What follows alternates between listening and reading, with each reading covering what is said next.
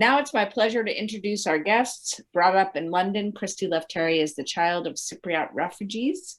She holds a PhD in creative writing from Brunel University, where she is now a lecturer.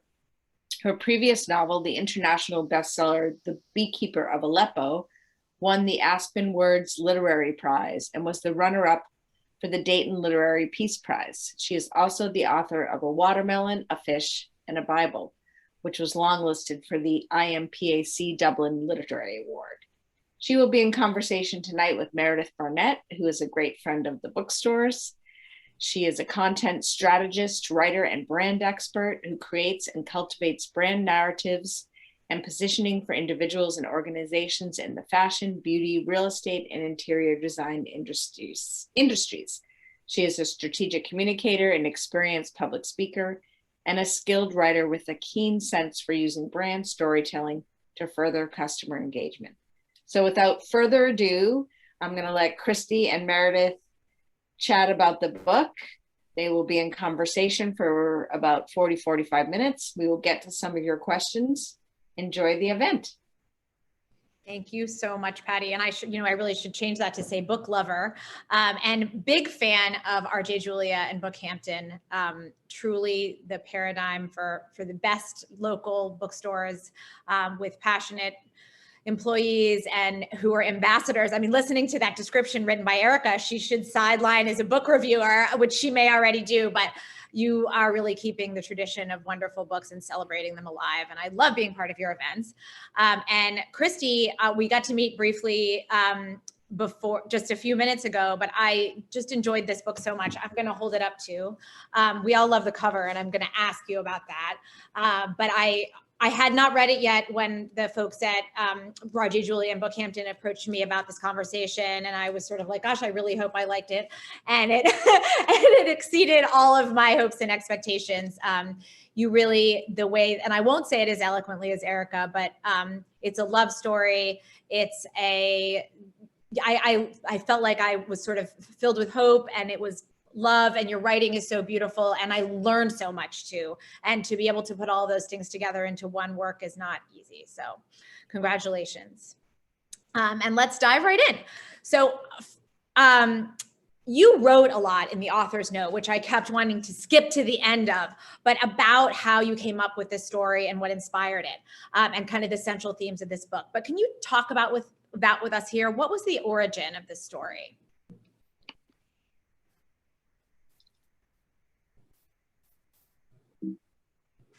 Uh-oh. Did we lose Christy? Sorry, I think we're having some technical difficulties. I know Christy's internet was acting up. Yeah, it was right when the event starts. She's frozen right now.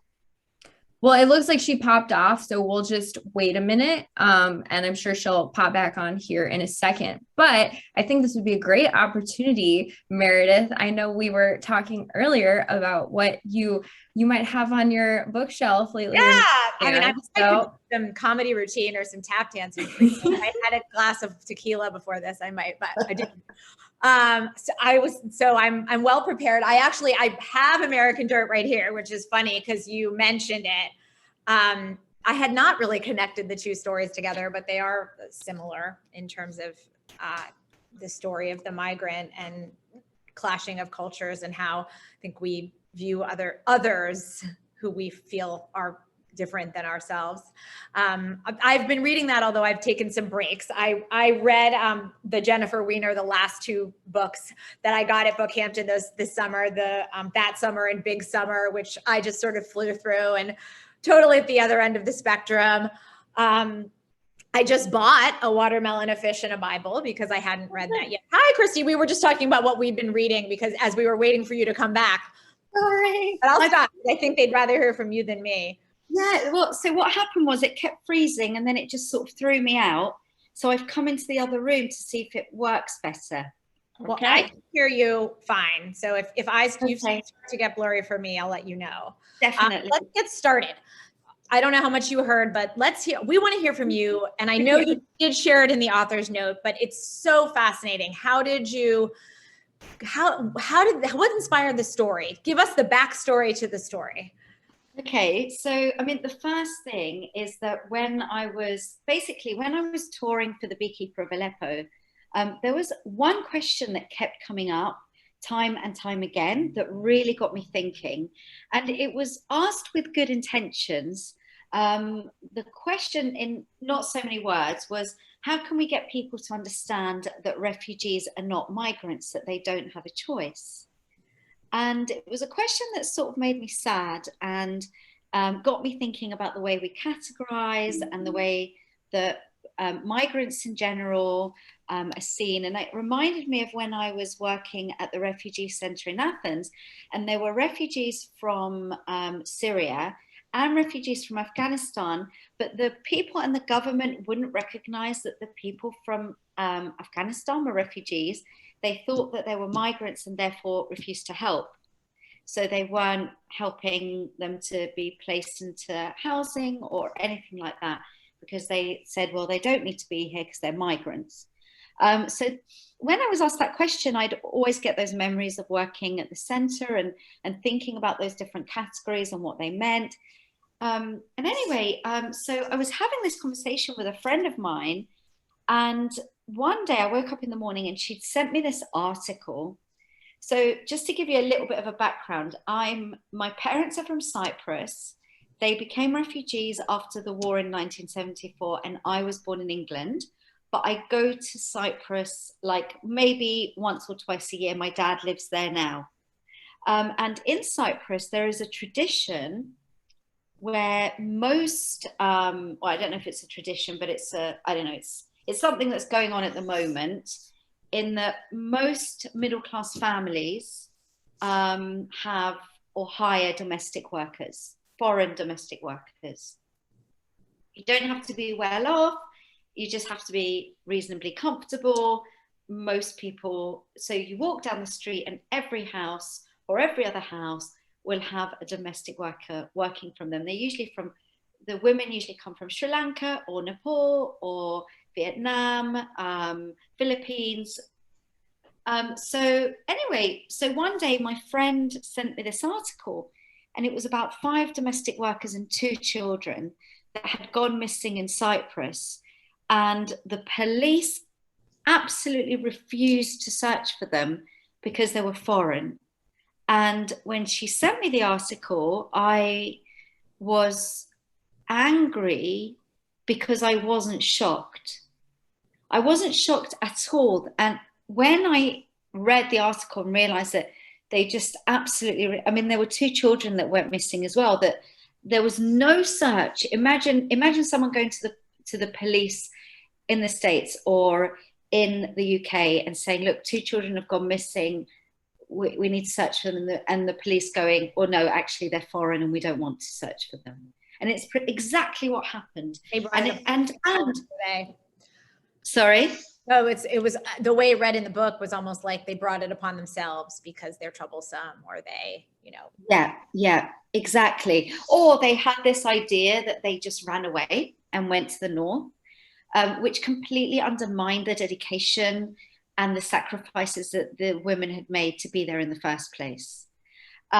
So what happened, I was reading the article and I got particularly sad. I wasn't shocked. I was furious because I wasn't shocked, but I also got really, really upset and sad because I happened to become really good friends with a woman called Manaka who worked for a family member in Cyprus, and I would stay with them like every year or every time I went. And as the years went by, me and her became really good friends. So she was like 3 or 4 years older than me. She had 2 daughters living in Sri Lanka. She decided to leave her daughters. It was a really difficult decision for her, but she decided to leave them when they were 2 years old and 4 years old, because her husband had died in a farming accident. And what she said to me was, no matter how much she tried or worked and worked and worked in order to earn enough money to bring them up, she just couldn't make ends meet. She found it impossible. So eventually she made the really difficult decision to leave them with her mother-in-law and go to Cyprus. And what happened was that, so I mean, she told me, so we became such good friends because I was going through a divorce at the time, and the people that were in the house, my friends that I was staying with, they were working during the day. So during the day it was just me and her, and I wasn't really in the mood to go out because I was going through a divorce. And so we would just, she would do her work, and then whenever she had a little break, she would sit there and we would chat.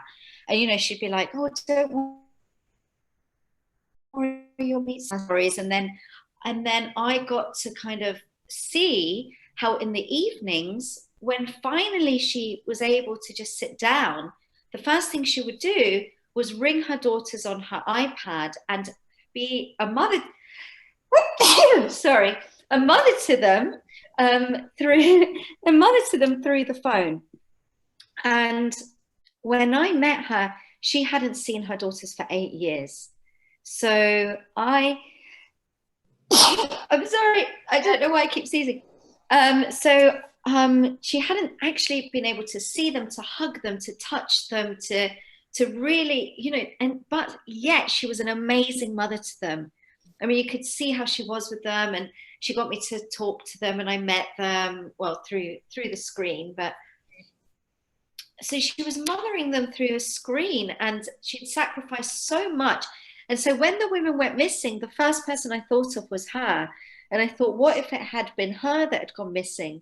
And I knew so much about her life, and I thought, look at the sacrifices she had made for her family, that if she'd gone missing and nobody searched for her, her daughters wouldn't have known where she was. Her mother-in-law wouldn't have known where she was.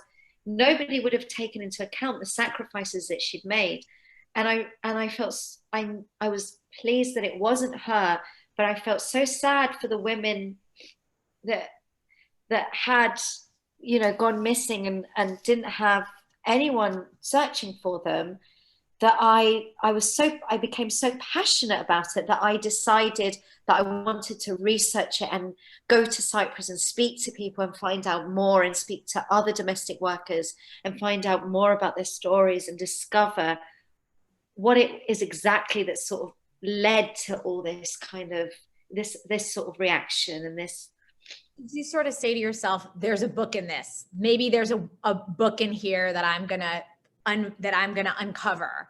Or does it not work that way? Do you sort of say, I'm curious about this, I can't stop myself, and then like how does that work? No, yeah, I didn't know that there was going to be a book in it. It's more, what happens is like, it's like I just get this sort of passion for some. Happened with the Beekeeper. With the Beekeeper, it was a bit different because I was so overwhelmed with emotion that I couldn't not write it. But I was really emotional, but it was the anger that drove it. So with the Beekeeper, it was more this sort of sadness and devastation. And then with Songbirds, I think it was this anger of, but why? This is crazy. And I didn't know if it could become a book. I remember saying to my agent, look, I'm really passionate about this, and I want to go to Cyprus. I want to find out more. And she said, can you imagine this becoming a book? And I was like, I don't know. All I know is that when I get so passionate about something, it might lead to that, but let me just go and I'll see. And then when I got there, it just sort of fit into place in my mind. And I thought, no, this is definitely something I want to write about, especially when I started listening to women's stories. And I met this man called Louis, who's kind of toning the story. I was going to ask, is he a real guy? Like, that was a later question, but yeah, I was curious. You kind of made him up because he almost seemed too good to be true, or if people who were really champions of this group of people, of women. Yeah, I mean, I made up a little bit of what he looked like and how he was talking, because I didn't want to do like a, you know, the real man. But I was so inspired by this guy that I met.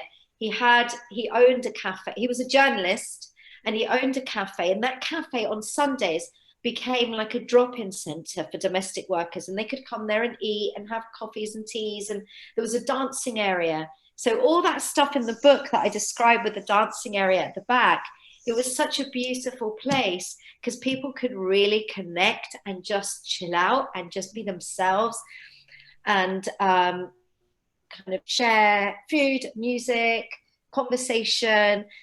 celebrate different religious festivals together. But Louis said to me, because I interviewed him for hours, we chatted for hours, and then he put me in contact with the women. So he's the one that said to me that basically what happened was that the women, the friends and the sisters and the cousins and the employers of the women were going to him saying, help, because the police aren't listening to us and we know something is wrong. And he said he felt that he was the only Cypriot person in Cyprus who was searching for something, who was trying to unravel what it was that had happened to these women. Do you feel like, it's clear that you spoke to so many women and this book was incredibly well researched. What was that experience like, talking to these women? Were there certain stories? My assumption was that a lot of the women whose stories, aside from niches that kind of come out as anecdotes in the book, were composites of things that you had learned from others. What was that process like? You're this kind of journalist, author, coming to ask them questions about things that people probably don't ask them about very often. Yeah, it's interesting because everyone I wanted to speak to wanted to talk. This is what I found about people that have been displaced. They want to talk, like they want to share their stories. And so when Louis put me in touch, so I interviewed lots of women in Cyprus, but then I came to the UK and interviewed lots of women here as well. So the women that I interviewed in Cyprus, I discovered, like, it was interesting because, say, the younger women often had come because they were searching for their freedom. So the ones that were sort of 19 or 20, that some of them were being forced into an arranged marriage and they didn't want an arranged marriage and they wanted to be independent women. So another friend of theirs had decided to travel abroad and work as a domestic worker. And they thought, well, that's a good idea. I want to do that. I want to be an independent woman. I want to, earn my own money. But what would happen was, sadly, is that they'd arrive in Cyprus or wherever else, because it's not just Cyprus where this happens, there's so many different places. So they'd arrive with so many debts to their agents because they'd go to the agents would charge them something like £10,000 to go to wherever they wanted to go, and then they had to pay that debt back. And what would tend to happen is, if they were in a situation with an abusive employer and they'd go to the police and say, look, I'm being abused or something, nobody would listen to them, so they'd get stuck and they couldn't go back home because of all the debts they had. So they'd be trapped. Yeah. So often the story started in a way where these women were saying to me, I wanted to find my freedom, or I wanted to find my independence. With some of the older women, it was often, I'm categorizing here. It wasn't always the younger ones and always the older ones, but they often had to support family, parents, grandparents, siblings, children, and so they had huge responsibilities. But the stories always ended in the same way, that they found themselves trapped, that they had a hope of something better, of a situation where they could help their families or find their freedom or find a way of being more independent, or there was always a positive thing to begin with that then led to a feeling of entrapment. However, I did speak to some women who were with lovely employers. They felt part of the family, they felt supported, and they were thriving. But the point was that if they weren't in those situations, those were lucky.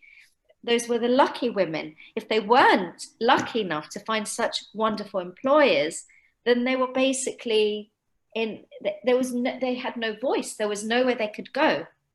So by speaking to so many women, I got to understand that it was the lucky ones that actually there should have been a support system, and there wasn't. There wasn't anywhere where these women could have their voices heard. And after what happened in Cyprus, so the chief of police got fired, so many things happened because people suddenly opened their eyes to what was going on. But the point is that something devastating had to happen for for things to begin to change. So you grew up in London, but you are the child of Cypriot refugees. This is not only a place where you go, but it's a place where you're from. You have friends. What was that process like to write about a place and a people so close to your heart? Where you know, and I would assume like a relatively small community where people you knew, you weren't writing about them, but you kind of were. Yeah, it was weird because sometimes people would say to me, like my auntie said to me, but you're going to make Cyprus look bad. And I was like, I'm only saying the reality of what's happening. And plus, it's not just Cyprus, because I was also interviewing people in London and the Voice, at a place called The Voice for Domestic Workers. So I had that guilt sometimes where I thought, am I, you know, this is the country that my parents were from. This is the country that they love. This is the country that I visited so many times, knowing that my ancestors are from here. Do I really want to write something that's bad? Yeah. But then I was like, no, I'm not writing something that's bad. I'm showing something that's real and that's different, you know. So there was that aspect. The other thing is I didn't have to think hard when I was writing the landscape, because it was just all there in my head. Like I know Cyprus so well. It's such an intimate, the landscape, the wildlife, it's not something I have to work hard to conjure up. It's there in the same way that London would be in my mind if I was writing about London. So I think it was nice for me to be able to do that. I enjoyed writing about the things I love about Cyprus, but also I thought it was so important to try and portray the situation in the most authentic and real way that I could, in spite of the slight guilt that I felt. I would say as a reader that the poetry that you use to describe the landscapes and the symbolism and so many other things kind of gives you pause, but then you want to know what's happening in the book and you kind of try to keep yourself from rushing through it. So that was my struggle. I had not a problem, but you spoke about this a little bit, but I want to give you a chance to talk about it because I know it's important to you. The Beekeeper of Aleppo was really a story of refugees. And this is a story about economic migrants it's a story about many things, but from a social activism point of view. And I know that really talking about the difference between those and those experiences is important to you. So I wanted to make sure that we touched on that a little bit. Mm-hmm.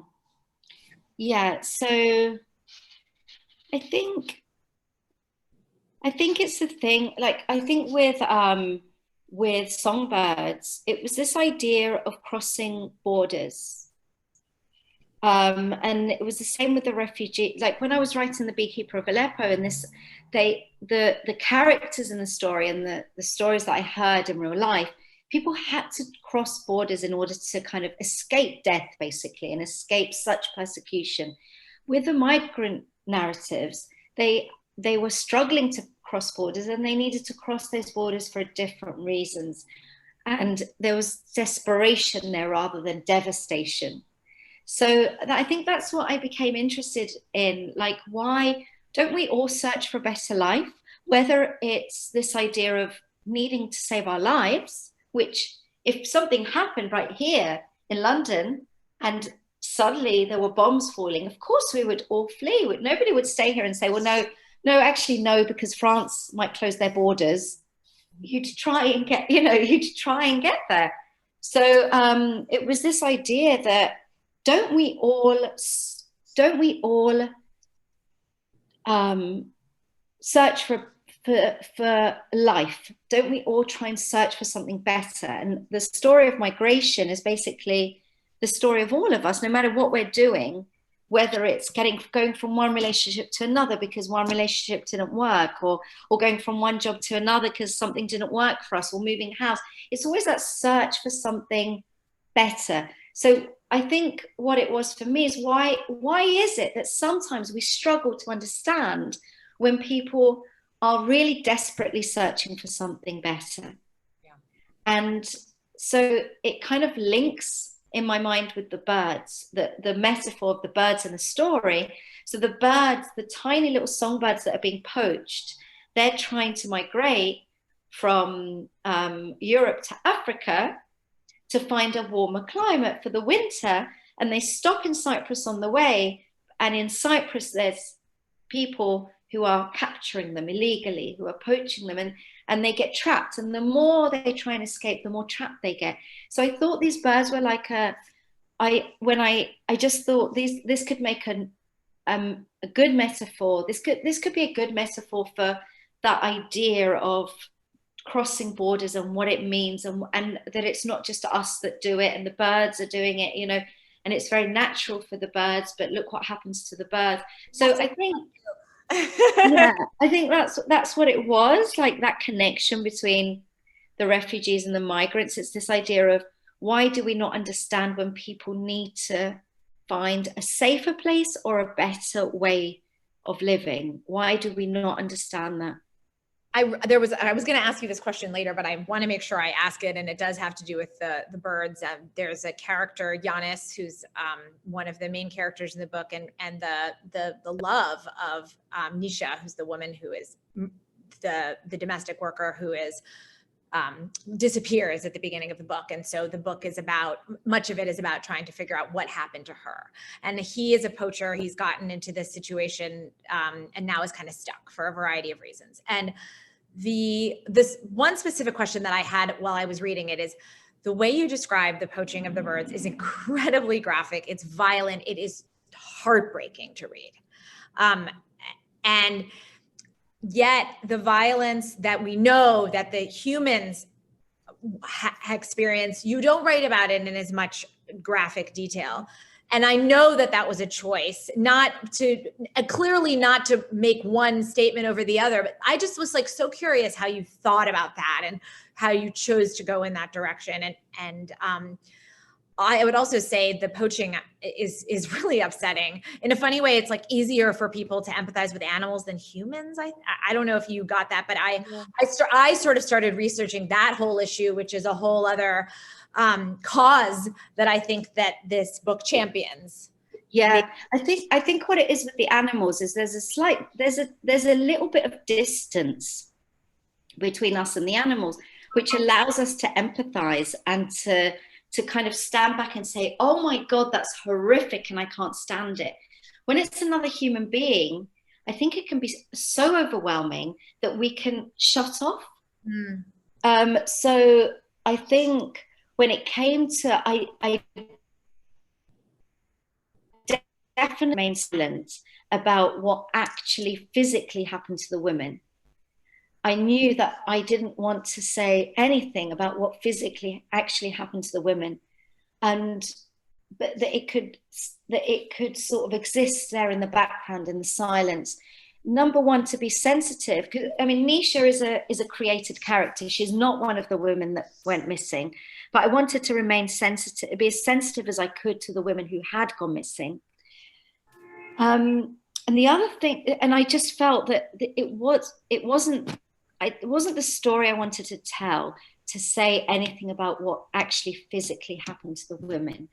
However, I guess in a way, I used the birds as a way to show what us humans are capable of. And I don't know, you know, I've seen in some of the reviews where somebody actually said what you said, and they said, do people care about animals more than we care about humans? Because people were reacting so much to the poaching of the birds. And I don't know if that's what it is, or if maybe there's a part of us that goes numb or something when it comes to the human element, because it's so overwhelming. Yeah. But in terms of the songbirds, so I remember when I started writing the novel, before I came up with the idea of the songbirds, I just had started sort of exploring Nisha's character, and it was Christmas Day, and I went to my auntie's house in London, and my cousin was there, and I told him what I was writing. And then I think I said to him, gosh, do you know what? It reminds me of those poor little songbirds that get trapped. And as soon as I said that to him, he said to me, well, do you know, my dad used to take me to poach songbirds when I was little. So this was an old tradition in Cyprus where men used to go out and put lime sticks on the trees because the birds are so little you can't shoot them. So they put these gluey sticks on the trees and the birds would come down, land on them and get stuck.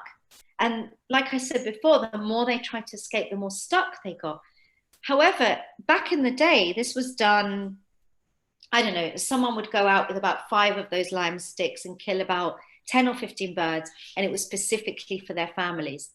What happened was that this small tradition became huge. By the way, for those who, because I wondered about this, like I was like, what are they doing with them? People eat them. Eat them, yeah, and it's a delicacy. So before it was like the old men in the village hunting and killing 10 birds. Then it became huge. It became a huge underground organization. It became as lucrative as cocaine dealing. The people that got involved in professional poaching often got stuck in it and couldn't get out. So because I then went on and did all this research about what happened when people became professional poachers, and thousands and thousands and thousands of these birds are caught, and not just the little songbirds, but all sorts of birds, and they put up mist nets, and I can't quite remember what the question was. I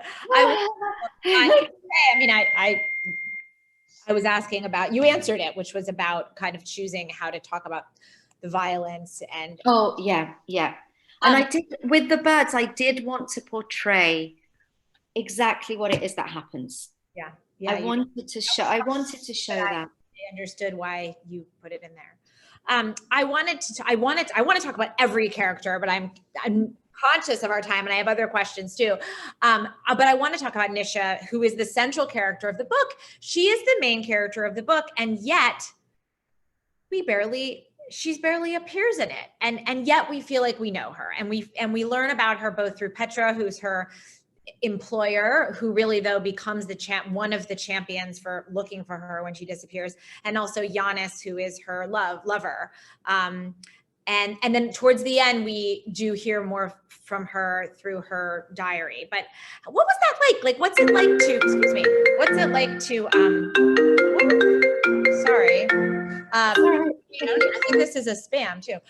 What's it like to develop a character who, they're not giving up. and I don't know who they are, but anyway, what's it like to develop a character who doesn't speak for themselves, in so many ways or in so much of the book? That must be a challenge for a writer. Yeah, first of all, I did write some bits from Nisha's perspective. And then I thought, well, the whole point I'm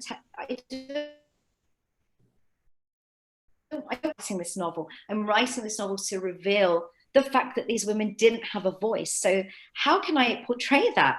I'll keep Nisha from having a voice, that the reader will have to piece her together through the memories of others. And Nisha was inspired so much by Manaka, who I told you about previously. And I was in awe of Manaka. I thought she was so beautiful and so full of love that I wanted to create this character who, in a way, was like her. Like, essentially, Songbirds is a love story. It's a love story between Nisha and Giannis, Nisha and Aligi. Aligi is the girl that she looks after from birth, and she brings her up like her own daughter, and she pours all the love that she wants to give to her own daughter into Aligi.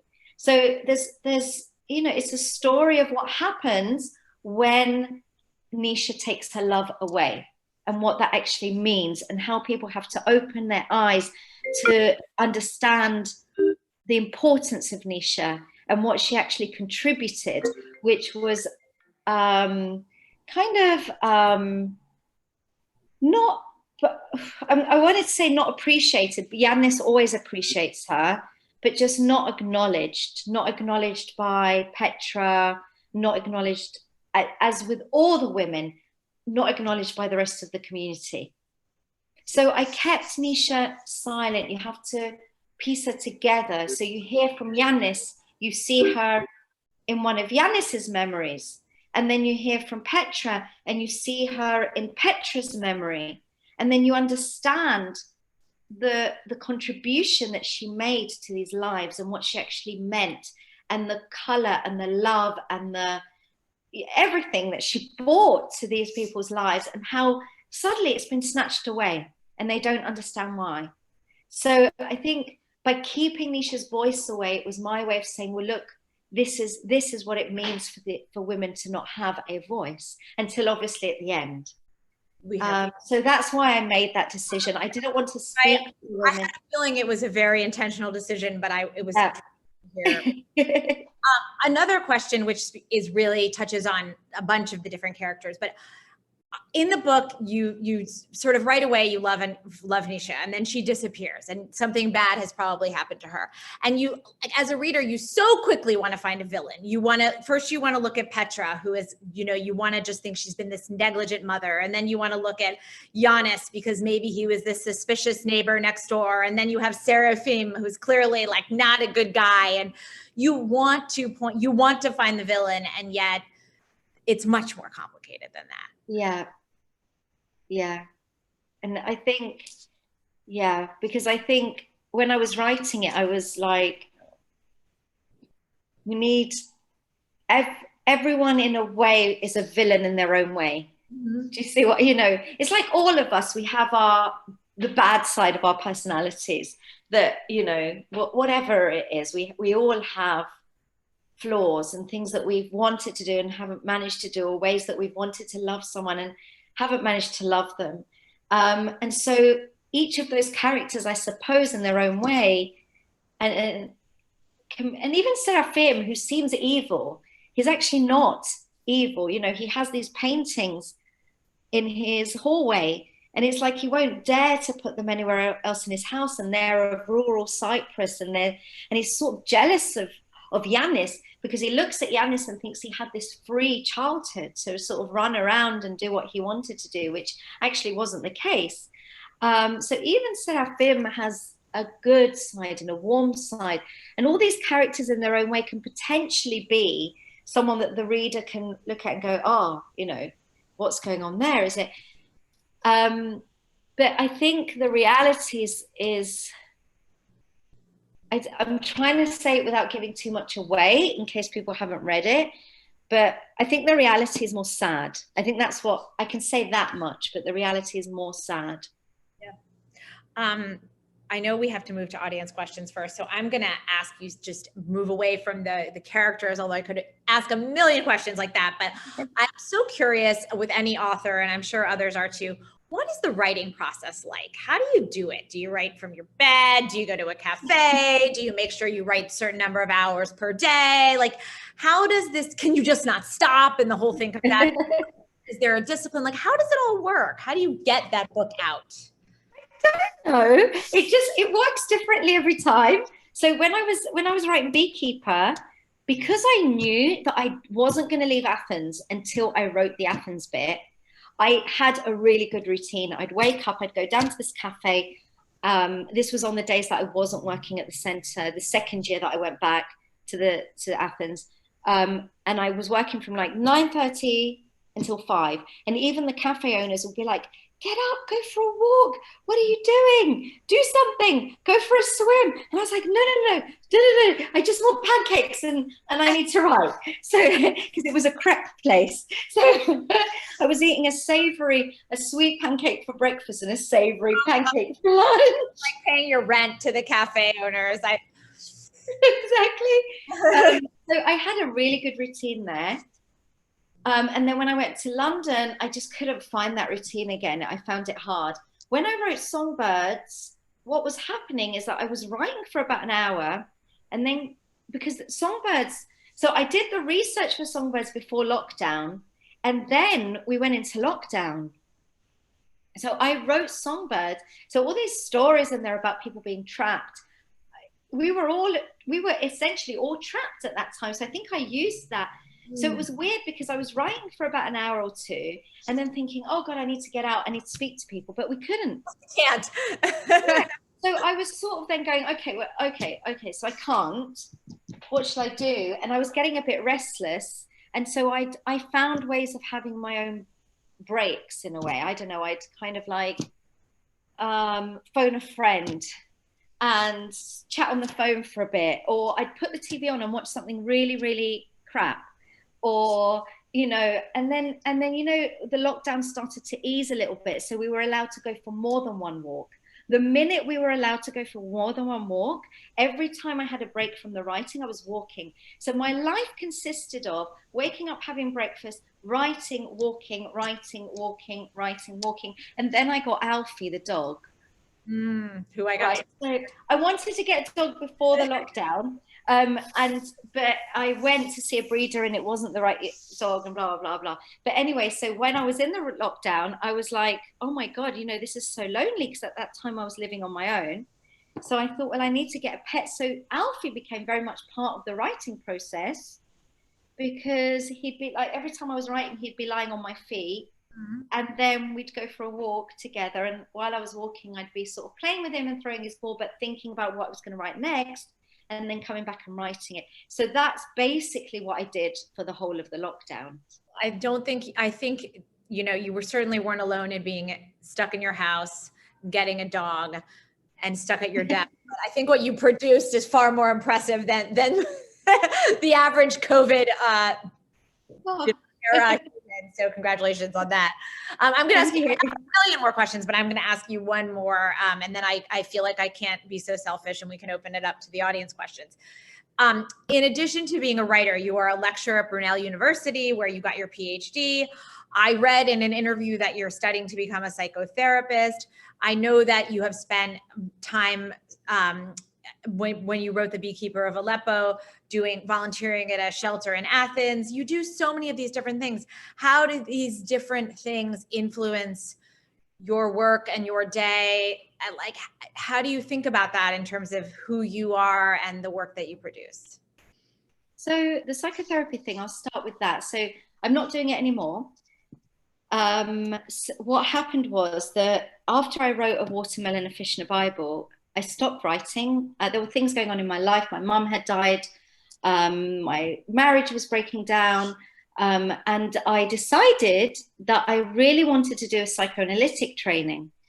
I thought it was because I wanted to be a psychotherapist, but then I realized that I didn't. And actually, because it took me 9 years to get to that point. So there were 9 years where I was doing this training, because it was a really kind of like drawn out. It was drawn out. There was so much theory. I was working as an honorary psychotherapist in a psychiatric hospital in central London. And I worked with a lot of patients that suffered from trauma and that sort of therapy as well. And I learned really, really a lot. But I knew in my heart I wasn't in the right place. And I thought, I don't want to be a clinician.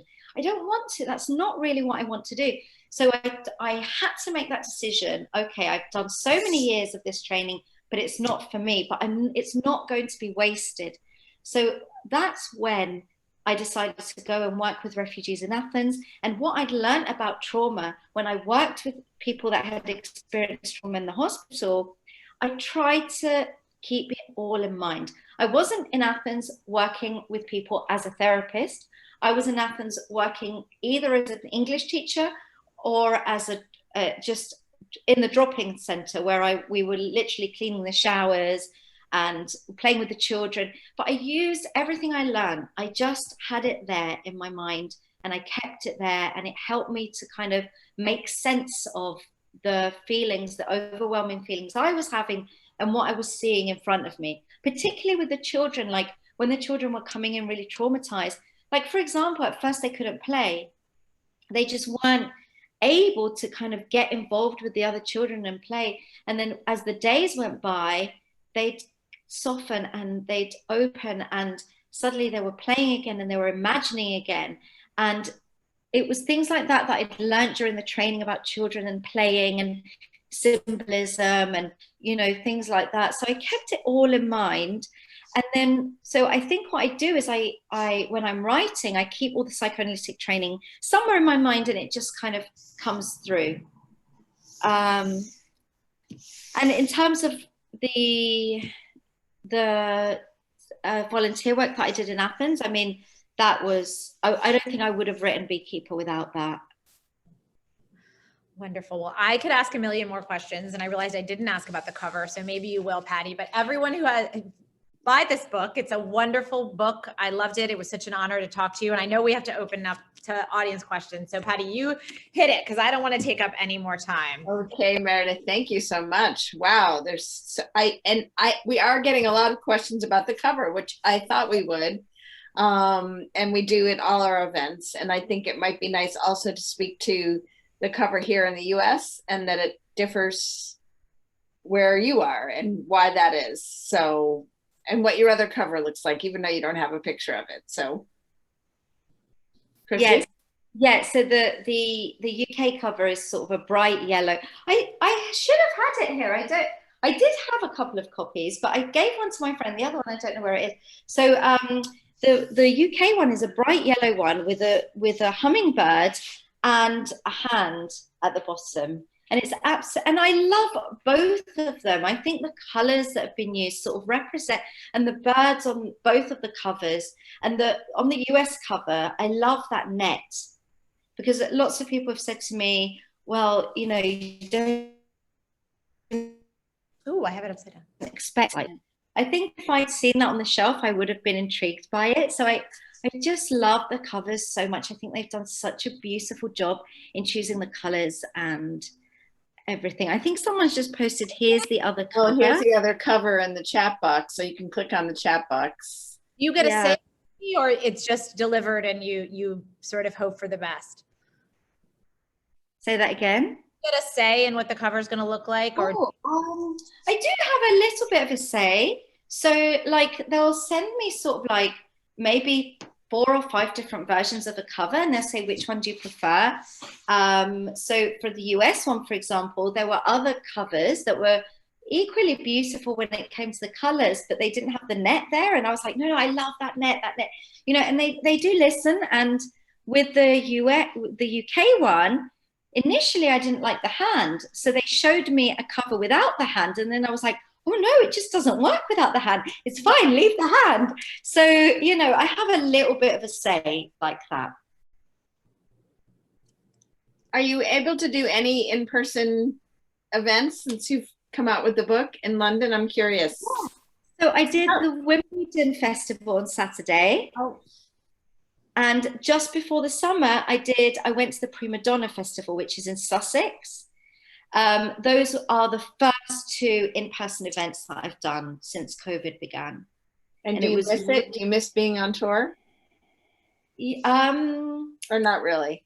Yes and no. I miss it because I love talking and meeting people. I'm really sociable. I love chatting. I love the conversations that come about when I'm signing books and people have their own stories to share. I love that and I miss that. What I don't miss is the bit where you're actually traveling. I'm not a very good traveler. You know, the actual traveling bit, like getting to the airport, getting on a plane, or just getting on a train, or I'm not a good traveler. I just always think I'm going to miss the train or miss the plane or miss something, and I start panicking, and then I feel sick, and I'm just not, you know, like you see these people and they're just like, oh, I'm on a plane and I'm just so relaxed. That's not me. I don't think it's anyone. I think everybody's angsting inside about all sorts of things when anyone travels. That's not that unusual. And one of the things, you know, I never thought at the bookstore we would love the virtual events, but even tonight we've got a great crowd. We're reaching a lot more people, and you know, there's maybe a little silver lining when it comes to book talks and being able to share and meeting you in person like this. It does feel intimate and wonderful. So a couple of our audience members tonight are wondering what you're working on next, and if you've had a big inspiration like you have for this book. Is there anything brewing? Well, so when I wrote The Beekeeper, and so The Beekeeper, I was writing about bees in terms of nature. And then with Songbirds, it was the birds. And I realized after, I really want to do something where I'm focusing even more on nature. And like most people, I've been really affected by all this talk about global warming and the fires, especially the fires that have been happening in Greece. So I was interested in researching the effects. I went to Greece this summer to do some research on the ways the fires had affected local communities. Now, again, it's like what Meredith asked me before. I don't know if it's going to turn into a novel. I just know that I'm passionate about it. And it's so fresh and so new in my mind at the moment, that I know that that's what my passion is. And that's what I want to continue to research. Whether it turns into a novel or not, I don't know. So that's interesting. So you follow your passion or the issue, and that comes first, and then somehow the characters emerge or the story emerges. That's sort of an interesting way to back into a novel, I think. Yeah, but it's terrific. It's terrific. Yeah. And writing a book without having sort of the way many authors do about kind of stuff they know or stuff they make up or stuff that they don't kind of have to fact check a little bit to make sure they're getting it right. And that, would that ever be you, or do you feel like this will be your process? I think this will be my process, but I imagine that maybe one day I'll go, actually, I want to try something different. I'm curious about that. Yeah, exactly. So I don't know if this is always going to be my process, but this process feels naturally right for me. But do you know what? Even if I go back to when I was a little girl and I was writing then, I did it in the same way. I was always writing. I always wanted to be a writer, and it would always start with me getting really passionate about something. Like once I wrote this poem called something, I can't remember the title of it, but it was something about a tree friend. And it was about this little girl who had a friend who was a tree, and then the tree got chopped down. And then it got published in this little like nature thing. It was with other children's stories. And I was so proud, but I was so passionate about writing about this tree because I didn't want this tree to be. So even when I was a little girl, I'd go with like something that I was passionate about and just sort of go, and then some piece of writing would emerge from that. So I can't imagine writing differently because that's how I've always written, but I wouldn't mind doing something different at some point as well. So when you are a lecturer, so are you teaching creative writing? When your students say, what's your process? Or if someone's new to writing or they want to become a writer, what would your advice be? My advice is to them, I always say this, is whether, even if you're writing something that you think you know very well, still do your research.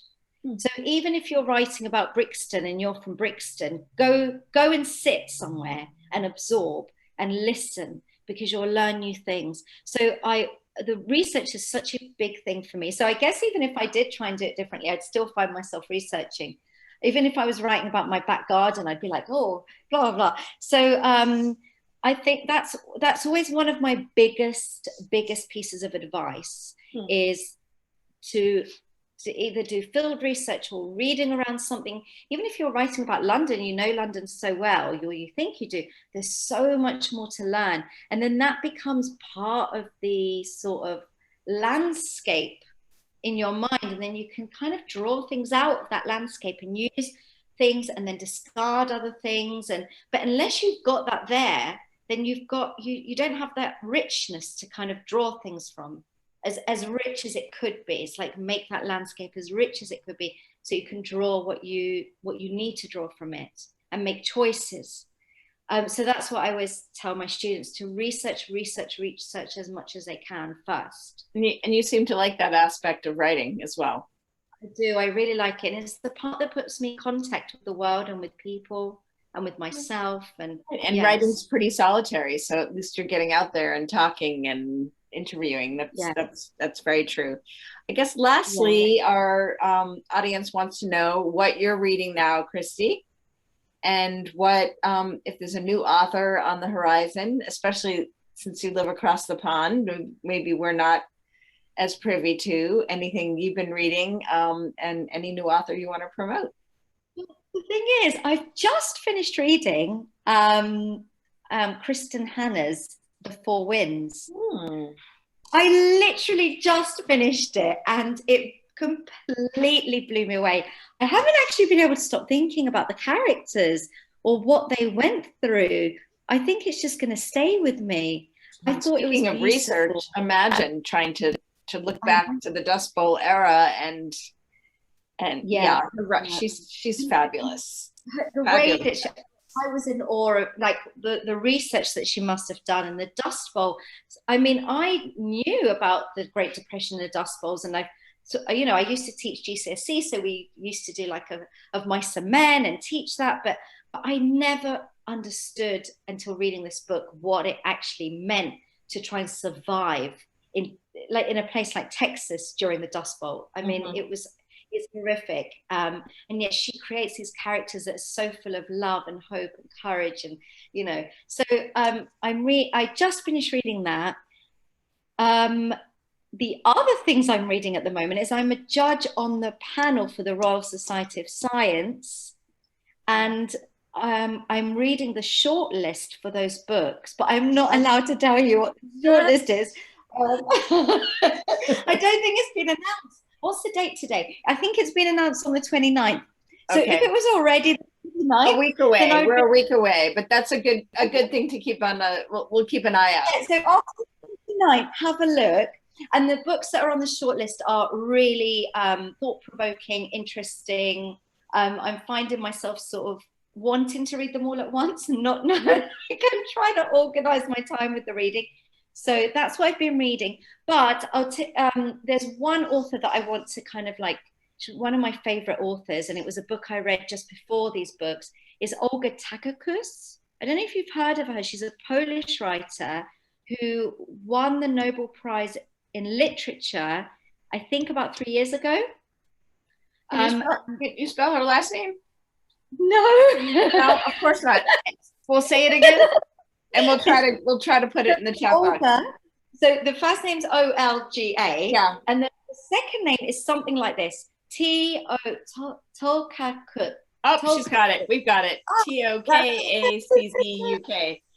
I don't know. Erica, our leader, has somehow come up with that. So tell us about her. I love her writing. And there's so much in it about sort of borders and also nature. And it's just beautiful. It's just beautiful. Look her up. We will look her up. And I guess on that note, it's 8:00. So RJ Julia and BookHampton, we thank both Meredith and Christy for joining us tonight, despite some technical difficulties. You two had great chemistry. I feel like we really got a chance to learn about your passion.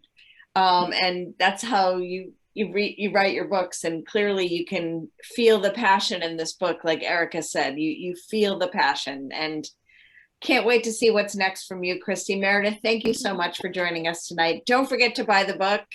I'll hold the book up too. All right. Good night, everyone. Thank you so much. Good night. And Bye-bye. thank you for the wonderful questions. Thank you. Bye.